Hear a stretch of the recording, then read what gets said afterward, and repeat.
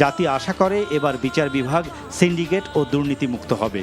এরপরে এক আবেগঘন বক্তব্যে প্রধান বিচারপতি বলেন, ছাত্র জনতার সীমাহীন আত্মত্যাগের মাধ্যমে যে বিজয় এসেছে তার প্রতি সম্মান রেখে সততার সাথে দায়িত্ব পালন করবেন তিনি।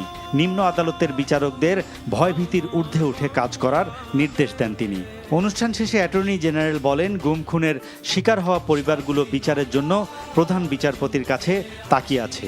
বিগত এক দশকের বেশি সময় ধরে বাংলাদেশের মাটিতে যত খুন, গুম, মিথ্যা মামলা, গায়েবী মামলা, মরা মানুষের বিরুদ্ধে মামলা হয়েছে, তাদের অধিকার প্রতিষ্ঠার জন্য বিচার বিভাগকে উন্মুক্ত করে দিতে, যাতে তাদের অধিকার প্রতিষ্ঠা হয়।